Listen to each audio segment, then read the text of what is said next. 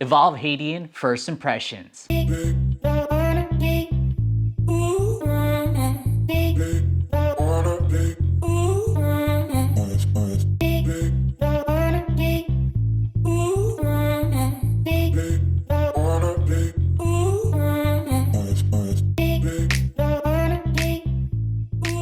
What's up, everybody? This is Brian from HappyFunnyGaming. If you're into geeky stuff like me, like this Evolve Hadean, or the home arcades, or just gaming in general, please like and subscribe below.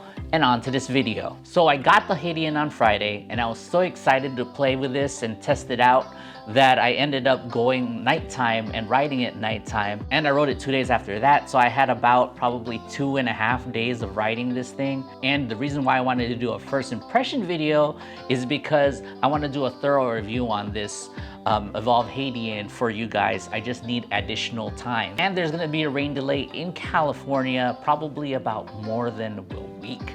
So I gotta get my riding done. But I do wanna do a solid review on you guys and do my honest opinion on the Evolve Hadean. But I do wanna give you my first impressions. I have a street electric skateboard. I always wanted an all-terrain board so I could tackle the paths that's near my house and also enjoy the sights really quick.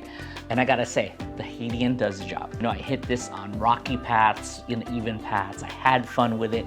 I know it's clean right now, but I hit the dirt, I hit the mud, I hit everything. First off, I want to talk about the build quality on this board. This board has awesome build quality and craftsmanship. I know there's other boards that have this similar look, but I gotta tell you, this board, from looking at it from the back and to the front, looking at the bamboo and the finish and everything and the tires, it looks great. I'm the person who loves original longboarding and have the bamboo, and to have the bamboo feel of it and the look of it is awesome. The quality of the bamboo on this board, the flex that you get is phenomenal. Another thing about the quality is this remote right here. Now I gotta tell you that this remote is halfway aluminum, I think, or metallic, plus rubbery right here. The grip feels nice, the trigger feels great. You know, I'm traditional scroll wheel longboarder, electric longboarder, and I thought that I wouldn't get used to this, but you know what? I actually really enjoy this more than the wheel. Let's talk about comfort. The reason why I got the bamboo is I thought it would be more comfortable than the GT or Hadean GT, where it's just a black carbon fiber board. I do have a stiff, hard board, long board that I ride in the streets that's electric, and it's okay, but then I could only ride it for like about 30 minutes until I feel it on my feet and I have to take a rest, or I just feel the feet tiredness and my legs are tired. This one though, the Evolve Hadean, I'm hitting the terrains, I'm hitting the trails for like an hour and an hour and a half. To tell you the truth, I do feel it on my feet, but not as much as my stiff board.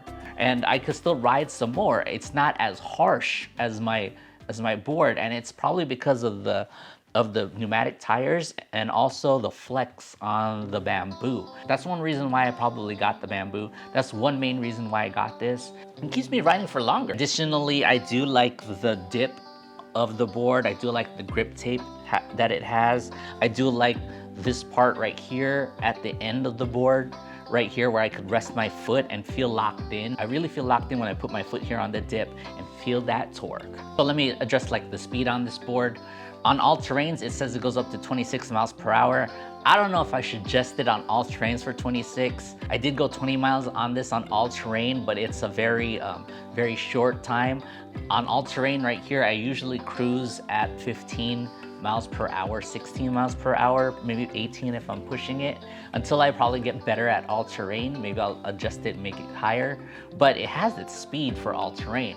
On the street though, I do 26. That's enough speed for me. The double kingpin trucks makes this board really carvy, because I never tried them before. My board is single kingpin. This double kingpin trucks, I mean, it makes carving a lot easier, and the turn radius is better. I think they're tight enough as it comes with, and that's just my opinion, with my weight, that I don't get the wobbles when I hit like 26 miles per hour on the street. On the gravel, I only got speed wobbles once on my first day, maybe because I was adjusting to it, maybe because I was overzealous on carving when I went straight, or the speed was fast. This was my first day. Only happened once though. If it would wobble longer, I would have fell off my board, but I didn't. That was the only one-time shot. Everything else, when I was off-roading with this board, everything was fine.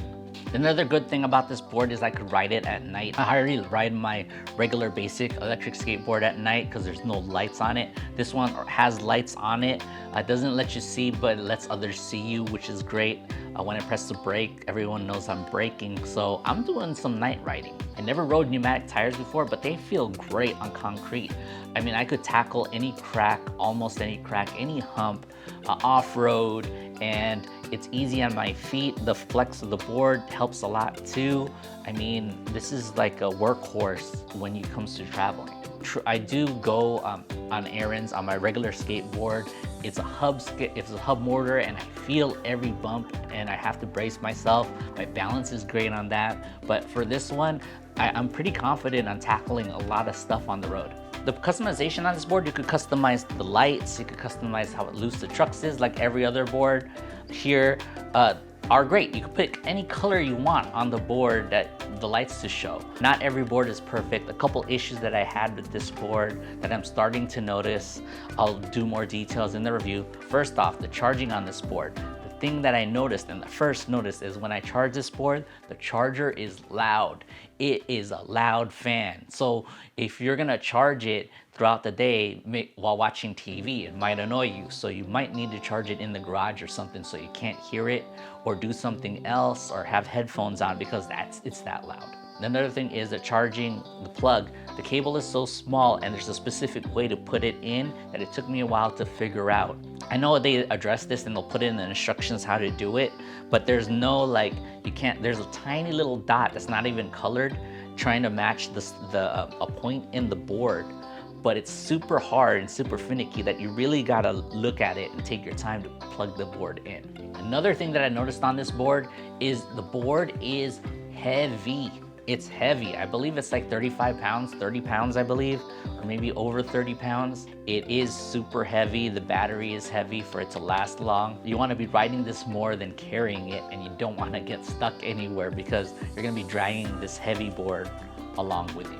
Another thing that I noticed, that I'm starting to notice in this board, is when you're out, when you're ready to turn it on, especially when there's wind, especially when there's outside noise, I cannot feel when the board is gonna turn on by just feeling it.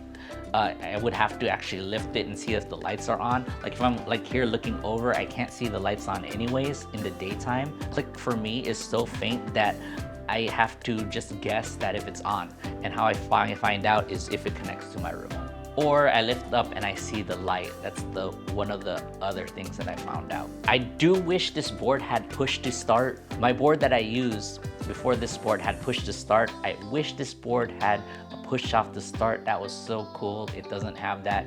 It does have sleep mode though, which is all okay, but push to start is so convenient on boards. Another thing is this board is hard to clean. My board looks clean right now, but I've been in the mud in this, and I've been in like dirt. This board has been dirty and it was hard to clean. There's like little crevices, if you see on the bottom where the battery is, little crevices that you have to get to. I do want to go off-road, but I also want to clean this board, and it takes a long time to clean. Right now though, I can't wait till the weather gets good again, it stops raining, and shred the streets, shred the trails with this, shred other trails, go on the bridge with this, and to do a very, very, very thorough review for you guys. I hope I get the review soon. This weather has to be good so I could get a very thorough review on this Evolve Hadean if you think you want to pick one up. I want to know, are you considering about getting the Evolve Hadean, or are there other boards you recommend to me? Please comment below. This is Brian from HappyFunnyGaming, and I hope to see you guys in the next video.